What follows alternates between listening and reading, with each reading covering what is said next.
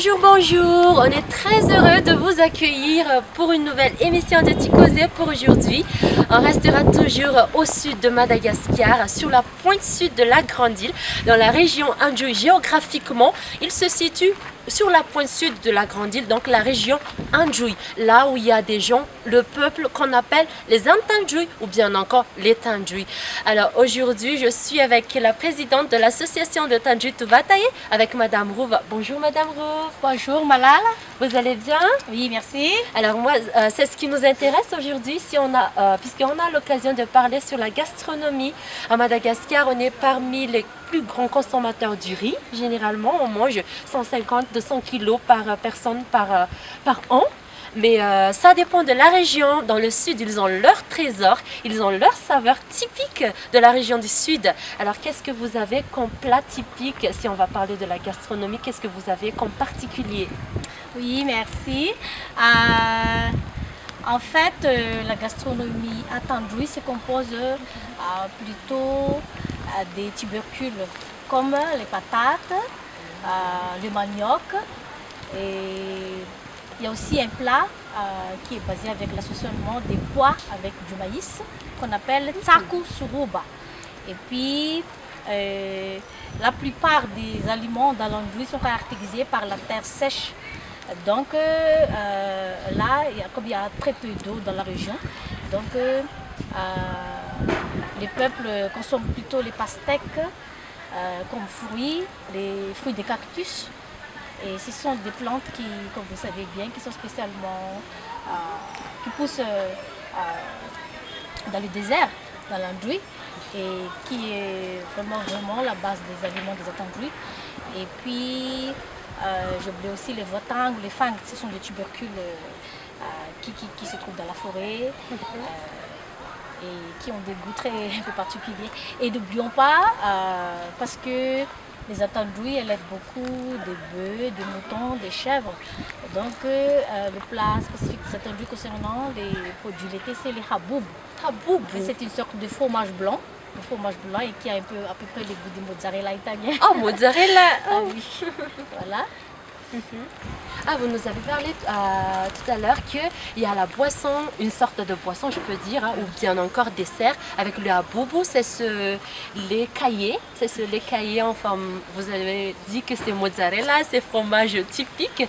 Est-ce que vous consommez ça comme jus de riz dans certaines régions de la Grande Île, en dessert, ou bien encore pendant le repas? Qu'est-ce que vous avez comme boisson? En fait, comme il n'y a pas d'eau dans le sud, il y a très peu d'eau. Donc on boit beaucoup du lait. Et puis le haboub. Et puis n'oublions pas que les Tandjouï sont des gens qui sont des grands consommateurs de viande. À n'importe quel repas, il y a toujours un plat de viande. Et c'est pourquoi on dit un peu que les Tandjouï sont des grands carnivores. Des grands carnivores, oui, justement, puisque ça fait partie de l'économie de la région. Et ils font beaucoup d'élevage extensif bovin, ovin et caprin. Voilà pourquoi donc ils ont la chance de manger plus de viande et surtout c'est grillé. Voilà pourquoi. Alors, si je reviens un tout petit peu sur le haboub, est-ce que c'est du lait de zébu ou bien encore lait de brebis? Du lait de zébu. Lait de zébu, plus particulièrement, comme boisson. On laisse un peu fermenter et puis à chaque matin on ajoute du lait frais tous les matins et ça donne du haboub. Non, ça, elle nous livre le secret du haboub, hein. C'est-à-dire on prépare le lait, puis tous les matins, à force d'en prendre pour la famille, on rajoute du lait frais. Donc c'est le lait frais, sans sucre, c'est nature comme ça. Oui, et je voulais préciser que ça ne marche pas si on met dans une autre récipient, mais seulement dans les calebasses. Dans le calebasse seulement. Les votaves. Dans une sorte de cave, non seulement dans le calebasse. À part le haboub, on a aussi le rakiet qui est un fruit juteux et qui se produit localement dans la région d'Anjouï. Alors c'est un fruit introduit, c'est une plante introduite de Moda vers 18e siècle. Donc il y a, à part le fait d'être fruit consommé par les gens, les Tandjouï, il y a aussi des vertus médicinales qu'on peut utiliser. Les rakiets. Oui, effectivement, les raquettes, si vous n'avez pas encore goûté, ça a à peu près le goût du kiwi, les fruits australiens. Et puis c'est glacé, c'est très frais. Et à part le fait que c'est du fruit qu'on consomme journalièrement, le fruit du raquette aussi a une vertu thérapeutique. Et puis je voulais aussi préciser un peu que le cactus, le raquette, c'est un peu différent du cactus mexicain. C'est vraiment spécial de l'Anjouï. Spécial de l'Anjouï.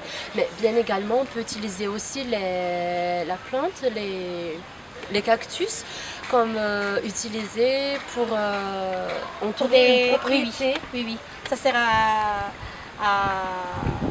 faire des clôtures qui sont très protecteurs à cause de ces épines. De ces épines. Et je voulais aussi préciser un peu, il y a des variantes du fruit du raquette. Il y a les raquetas sunzu, il y a les raquetas burivau.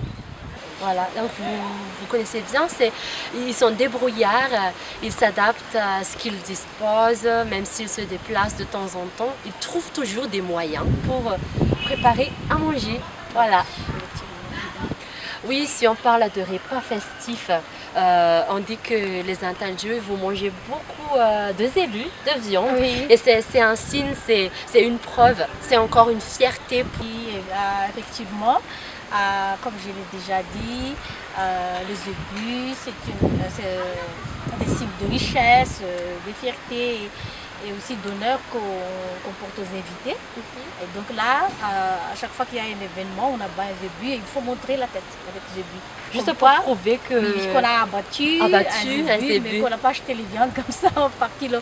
Et je voulais aussi préciser que chaque part de zébu a une signification pour les Intanjouis. Ah, c'est intéressant. On offre d'abord le vulhiera, c'est-à-dire que la partie la plus... La croupe. Ah oui, pour les Rayamanjés, pour les vieux, les adultes, les notables et les jeunes filles, à une certaine part comme les sukatanga. Enfin, je ne suis pas très experte en matière de boucherie, mais c'est à peu près comme ça. Chaque part du zébu a une signification qu'on offre aux invités. Donc ça, c'est très particulier. Ça part avec de sagesse derrière pour les femmes, ça doit être la foi. Pour les employés, la queue, etc. comme ça. Pour les guerriers, les tchaf. Le tchaf, c'est ce que j'allais demander, puisqu'on a la bosse de zébu qui est aussi la partie la plus délicieuse et la plus convoitée de zébu. C'est très particulier et tout le monde respecte catégoriquement cette coutume jusqu'à aujourd'hui. Pour les guerriers et la bosse. Pour les guerriers et la bosse. Donc le zébu, vous voyez bien, c'est pas seulement un symbole de richesse, mais bien particulièrement qui tient une place prépondérante dans la gastronomie, puisque une fête, une cérémonie sans zébu, sans viande, ce n'est pas une fête aujourd'hui. Donc on va goûter ça. Oui, je voulais tout juste terminer pour préciser que ces aliments-là rendent très fort et en vigueur les gens du sud de là-bas. Pour les autres peuples, c'est un peu difficile à digérer parce que c'est pas, c'est pas comme à tout le monde de consommer tout ça, mais jusqu'à maintenant, actuellement, c'est toujours comme ça les aliments là-bas. Mais comme ils font aussi beaucoup d'activités, donc ils digèrent, ça digère facilement. Oui, effectivement. Et voilà pourquoi ils sont aussi très énergiques, puisqu'ils mangent des repas très complets. Alors je pense qu'on a l'occasion de goûter à tout ça afin de vous illustrer tout ce qu'on a raconté.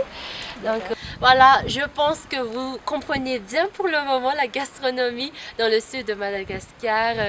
Vous n'avez qu'à venir pour visiter la région si vous voulez bien goûter à tout ce qu'on a raconté. Quant à nous, on va déguster tout de suite et on vous promet pour une nouvelle émission prochainement, très intéressant encore. Alors je remercie Madame Rouve, la présidente de Tanjou Tuvatae, de nous avoir partagé avec amour les saveurs et les trésors du sud de Madagascar. Oui, merci Malala et je vous invite à venir à l'Anjouï pour goûter les saveurs de notre région. Et Lumba! Et Lumé!